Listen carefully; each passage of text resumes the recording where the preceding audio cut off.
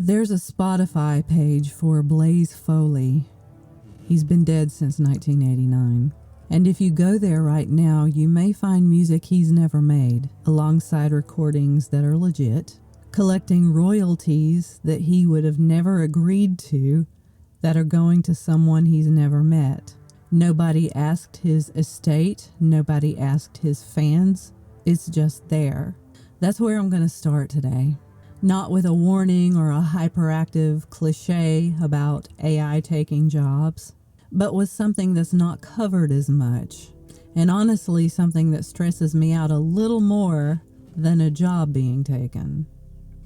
This is a slow erosion of what music actually is and who gets the profit from it.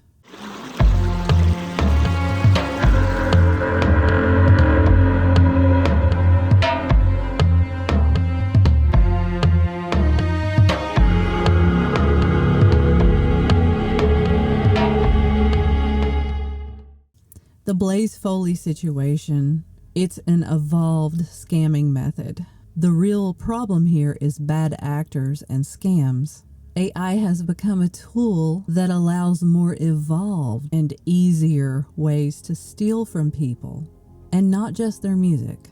What's happening, and this Foley situation is only one scam I'm going to cover, has been happening more and more across streaming platforms.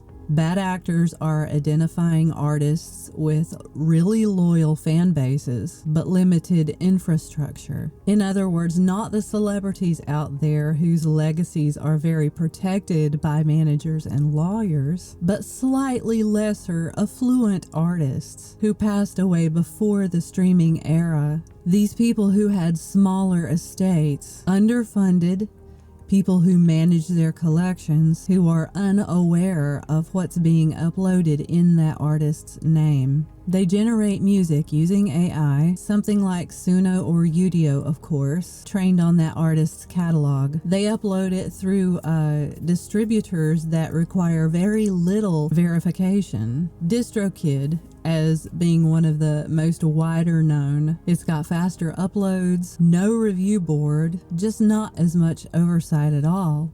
And because the music lands near or on that official artist's page, listeners usually can't even tell a difference, or they don't think to question it. The royalties flow, but not to a family, not to a foundation, to whoever set up the account. I keep thinking of the word parasitic because that's the best way to describe this. It's not sampling, it's not a tribute or a cover. These people are actually attaching fake songs to something somebody else built, something somebody else was, and quietly draining it without anybody noticing. These people are reverse engineering a real person's music, which is their breath and spirit, a part of their soul that they intended to leave behind in the physical world. They're engineering that into cold, calculated data that's just there to siphon money from a human life. It just scatters mud all over their families and their legacies. I think it's digital grave robbing. Now the same thing, a different target, living artists. When a major or a mid-size artist announces a new album, the announcement itself becomes a starting gun for every other specific operation regarding that release, right? The title of the album is public. Sometimes the track listing is too. And within hours, not days, hours, AI-generated music starts appearing under those titles. Same artist name and logos and styling, design, the same sound palette if that artist has a distinctive sound, because they trained it on the artist's catalogs. Now, a lot of people think that censorship and blocking and rules that places like Udio and Suno have put in place would keep this from happening. You can't use artists' names. You can't use trademarked references. You can't use in the style of anymore as much. Themes. But this doesn't do as much good as you think, because there are websites dedicated to getting around this. There are people out there teaching people how to prompt to get around the censorship and the blocking. These people are paying attention to updates, and they're figuring out ways around those updates, and they're very good at it. You know, the goal for this scam is not even to fool a dedicated fan either. It's to catch the algorithm before the real thing does. These bad actors want their AI generation to be the version that gets around to just the casual listener, or somebody who searched the title. This is to collect the streams that come from passive, low engagement, laid back listening, the background playlist, the sleep timer, the play more like this, and it works. These operations are running all the time, night and day. They're not reacting, they're watching. There are people who are always looking for music announcements just to do this. And the real artist doesn't even find out until the numbers don't make any sense.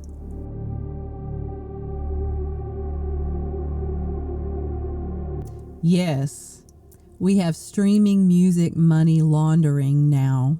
The Michael Smith case is worth looking at for a hot minute because it's actually got a paper trail to back it up. Smith, charged in 2024, was accused of generating thousands of AI tracks, creating hundreds of fake artist profiles, using bulk purchased email addresses. You can do that too. You can buy matured email addresses to build fake listener accounts, running those accounts through VPNs to look like real listeners from different geographic locations, and then routing the royalties through shell companies in a very organized way designed to avoid financial reporting thresholds. This is not just taking advantage of a loophole, and that's something that we're used to. This is real money laundering. The reason it matters beyond the legal case is it teaches us what a person can do at scale. Streaming platforms distribute royalties based on a percentage of total streams. Artists don't get paid for which songs are being listened to, right? They're getting paid from a percentage of the pool of money on that platform. Spotify, of course. So flooding Spotify with fake streams is better than just stealing money. It dilutes the pool. Every real stream from every artist is worth less now because the denominator got artificially larger. Every musician on a streaming platform is affected by this, whether they know it or not. It trickles down to the influence that artist has on their fans. It ruins reputations. So many things that we don't think about can come out of this. You throw a rock in a muddy pond and it makes some dirty ripples.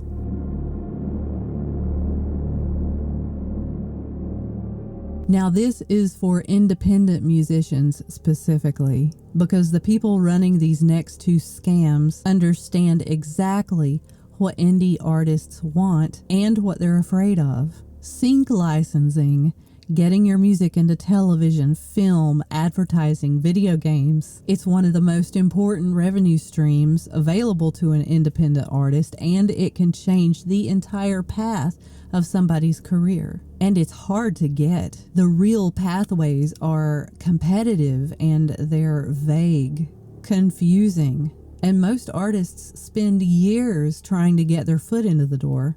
Fake sync portals know this. They're built to look exactly like legit platforms. Professional design, testimonials. That's easy to do these days because you've got another form of AI. Sites that build professional looking websites in under 5 minutes with libraries and success stories, incredibly good logos and design. And then a submission fee, usually framed as an admin fee or a review fee or a platform access fee, or even a subscription tier, which is what we've all grown used to on every site that we visit, so nobody's asking questions anymore. Subscriptions is now how most things are being run. No legitimate sync agency ever charges you money up front. Never. If there's a fee or a subscription, leave the page. Now, the malware angle connects here more broadly. In 2019, the cybersecurity firm ESET documented a case called Loudminer. It was a very persistent cryptocurrency miner that had been bundled inside pirated VST software, and it's been circulating since 2018. VSTs, in case anyone doesn't know, are the plugins producers use inside their DAWs. They're expensive. There's a black market that's massive for cracked versions. I'm mentioning this because I see how something like this, in conjunction with how AI works now, I see it as a new way to steal music. I know I'm thinking way outside the situation, but that's what I do. I find patterns. Loudminer would sit quietly on a machine mining cryptocurrency using the computer's processing power for as long as it went undetected. It didn't steal anyone's files. It wasn't locking anything up. It was just quietly running in the background, invisible to most users for potentially years. That was 2018 though. The number of AI tools available now compared to then is not comparable. The surface area for this kind of attack has grown, and most musicians who are often managing their own tech on their own with no IT support, they're still operating with the same level of awareness they had back then. I see the potential for a lot of thievery here. And I wanted to talk about this because I know what kind of pattern I'm seeing. It's a transition from old school malware from downloaded stuff to what's now called session snatchers and data siphons. What I'm most concerned with is the possibility that anybody using a DAW can get infiltrated and their stems stolen. Let me kind of gloss over how this could possibly work. I'm not saying this is happening yet, but it can. I'll start with a hypothetical AI-enhanced Trojan VST. I just made that up, but it's totally doable. Let's say there's a free VST plugin out there that's a stem separator. The plugin uses real AI, maybe it's wrapped up in an API, and so it really works. It looks legit. It's a working plugin. But while the plugin's working, it can be running a script in the background that accesses permissions on your system. It can scan your projects folder, which is usually stored in a folder on your computer under the name of your DAW software, right? And then it could identify which files were WAV or FLAC and then copy those files to somebody else's servers. And if it was done during high bandwidth moments, nobody would be the wiser. What about people using web-based DAWs, BandLab, for instance? It could come in the form of an extension. I just think that trying so hard to avoid AI, being afraid of using AI, or not wanting to learn anything about it, I think it keeps us from paying attention to what could be warning us or what could be saving our work. This is why I like to learn so much about how AI works.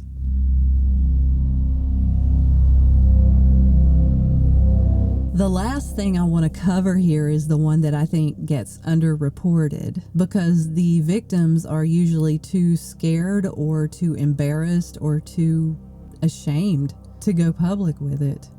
Deep fake, explicit image extortion. The assumption most people carry is that this is just a celebrity problem, that it requires a massive public profile and a huge archive of photos that people can steal from. That assumption is wrong, and that's why it can be exploited so easily. Mid-level producers, touring musicians, music journalists, people in the background with a few thousand followers and a sort of public online presence. These are active targets because their photos are accessible, their contact information is usually findable, and they don't normally have the legal resources that a major label artist would have.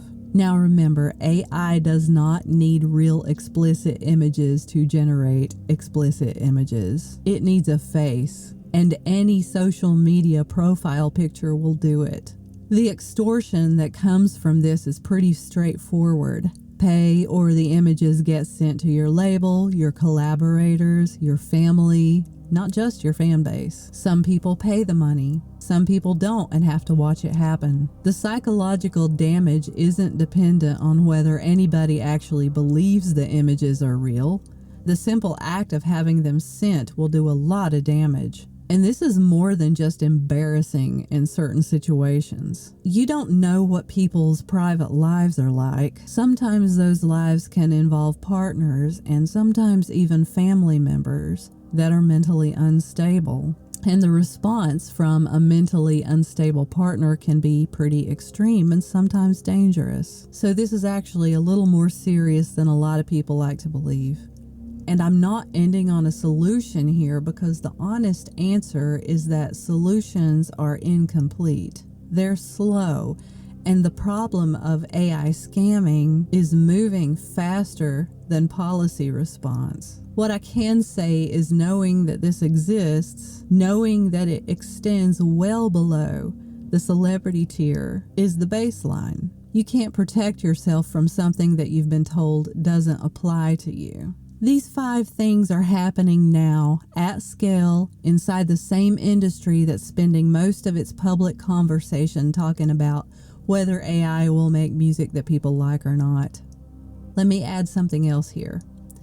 Copyright law is in a Wild West state right now, and most recently our U.S. government just released policy framework documentation. It's not exactly law. Basically saying, we think it's okay for AI to train off copyrighted material, but let's get the courts to deal with it on a case-by-case basis. Congress has the power to regulate things like AI misuse, but it's not using it, is it?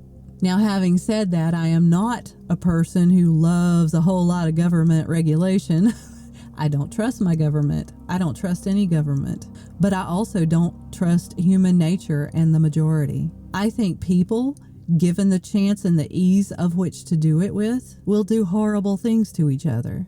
And therefore, a tiny, tiny bit of regulation to prevent misuse and blatant theft might be a good idea. And since we as artists are not going to get any substantial support, and since we will have to wait until we go ahead and go to court to establish a law, which will take forever, why don't we at least start talking about and highlighting the actual scams and misuse that's happening right now, instead of screaming AI is ruining music or copyright laws are all over the place? Because pragmatically, that's not doing anything. But pointing out specific misuse cases and specific theft cases does do something. People starting to see and understand how much money is being stolen, how many people are getting scammed, extorted, and even how large tech companies are going to eventually lose business to this. Don't make this AI thing about who likes it or doesn't. Focus on exposing real scams and real money loss. Money is the only thing people will ever take seriously. AI itself is not the problem. People are. We've been using systems run by AI for over a decade that had nothing to do with the generation of music and art. GPS relies heavily on AI. Smartphone cameras have been using AI for years to stabilize and autofocus pictures so people can take these awesome perfect pictures with their phones. AI algorithms run the regular old school search engines, and they have been way longer than the AI answers have been implemented. Rideshare apps use it. Anything that runs on an algorithm, which is almost any system, including your healthcare system. It's running a lot more than just social media. We've been using AI for a long time, and for a lot of folks working in music, especially independently, scamming and stealing is an immediate problem. We all have the tendency to abuse power. It's not just big tech companies. I've seen hippie communes that had a great idea in the beginning and then turned that whole situation into something toxic and abusive. It's human nature. You start something, anything, it usually gets corrupted at some point. Almost everything. So without any regulations, on something that's evolving so fast and is so easy for anyone to use and their little 12-year-old brother, don't you think just a little bit of regulation might be an idea to deter a stranger somewhere from laundering your money? If any of the scams mentioned in here today are new to you, send it to somebody who these scams might also be new to. That's genuinely the most useful thing to do right now. Spread it around. Bring these people out of their dark hiding places.